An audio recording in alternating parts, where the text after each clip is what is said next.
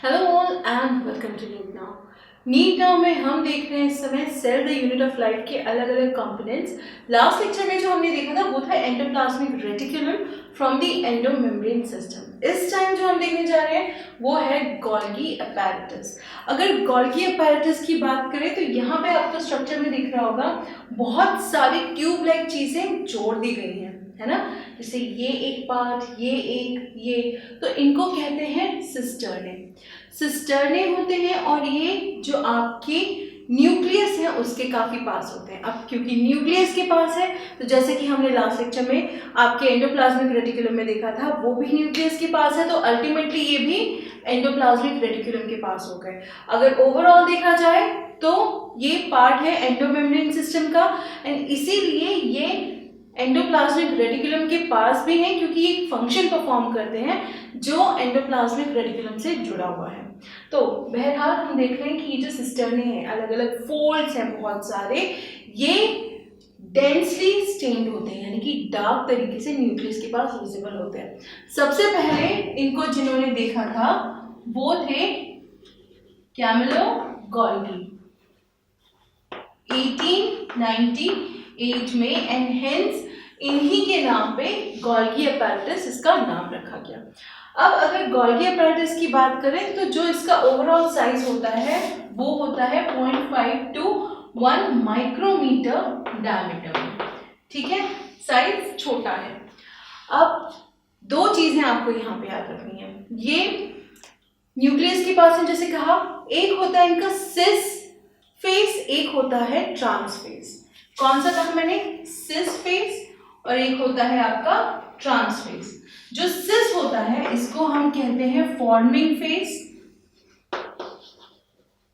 और जो ट्रांस होता है उसको हम कहते हैं मैचुरेशन फेस या मैचुरिंग फेस, ठीक है। अब ये क्यों कहा जाता है, अगर बात कर रहे हैं हम गोल्गी अपैरेटस की, गोल्गी अपैरेटस का जो बेसिक काम है या जो बेसिक फंक्शन है वो है पैकेजिंग। जो भी आपके सेल में बन रहा है या जो भी सिक्रीट हो रहा है उसको पैकेज करके या तो विद इन सेल ट्रांसपोर्ट करना या सिक्रीट करना बाहर, तो उसकी जो पैकेजिंग होनी है, जो वेसिकल्स फॉर्म होने हैं, वो आपका गोल्गी अपैरेटस का काम है। अगर हम बात करें एंडोप्लाज्मिक रेटिकुलम के पास होने की, एंडोप्लाज्मिक रेटिकुलम हमने देखा था कि काफ़ी सारी चीज़ें सिक्रीट करता है, जैसे कि स्मूथ एंडोप्लाज्मिक रेटिकुलम से हमने देखा था लिपिड्स होते हैं, साथ ही साथ प्रोटीन सिंथेसिस भी होता है। तो ये जो चीज़ें होती हैं ये जैसे यहाँ पे बनती हैं आपके एंडोप्लाज्मिक रेटिकुलम में, वो गोल्गी अपैरेटस के पास आती हैं, कहाँ पे, सिस फेस में या फिर फॉर्मिंग फेस में। यहाँ से होते हुए ये आपके ट्रांस फेस में जाती हैं विच इज योर मैचुरेशन फेस। एक चीज याद रखनी है, ये दोनों चीजें डिफरेंट हैं लेकिन कनेक्टेड है।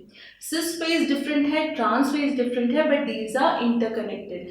तो जो चीज सिस फेस से स्टार्ट होगी या फॉर्मेशन फेस से स्टार्ट होगी वो पीछे की तरफ से मैच्योरेशन फेस के थ्रू बाहर जाएगी, पैक होके जाएगी।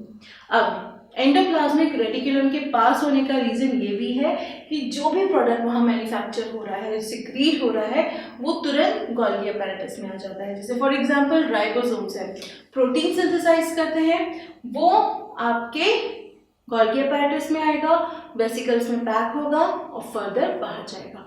तो इसी तरीके से जो भी आपका प्रोडक्ट है, no matter what, Golgi apparatus का काम है उसकी पैकेजिंग करना। ये डेकोरेटर्स हैं हमारे एक तरीके से, ठीक है।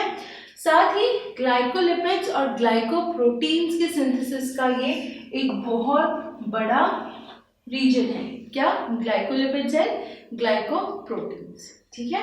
तो इतना याद रखना है आपको कि इनका काम है पैकेजिंग का। एंडोप्लाज्मिक रेटिकुलम न्यूक्लियस के पास है, एंडोप्लाज्मिक रेटिकुलम के पास क्यों है, क्योंकि जो भी वहाँ से सिंथेसिस होगा, सिक्रीशन होगा, उसकी पैकेजिंग करेंगे। पैकेजिंग कहाँ से स्टार्ट होगी, हमेशा सिस फेस से ट्रांस फेस तक। सिस फेस आपका कॉन्वेक्स शेप्ड है, ठीक है। Next trans face is your concave shape, convex concave, right. Now दूसरी बात आपको ये याद रखनी है कि जो भी चीज़ यहाँ से स्टार्ट होगी वो मैच्योर होके यहाँ से निकलेगी। ये दोनों इंटरकनेक्टेड हैं, अलग अलग फेसेस हैं but these are interconnected at some point, ठीक है। एंडोप्लाज्मिक रेटिकुलम हमने देखा था, वो यहाँ पे आके जो उसमें राइबोसोम्स है उससे जो प्रोटीन आएगा वो यहाँ पे आके प्रॉपर तरीके से पैक होगा वेसिकल्स में and it will be removed.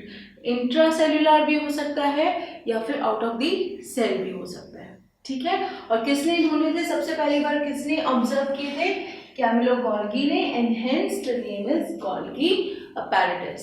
Major synthesis site किसकी है, glycolipids and glycoproteins, glycolipids and glycoproteins. Clear? तो आई होप आपको गोल्गी अपैरेटस समझ में आया होगा, बहुत ज़्यादा डिफिकल्ट नहीं है बट पढ़ना तो पड़ेगा।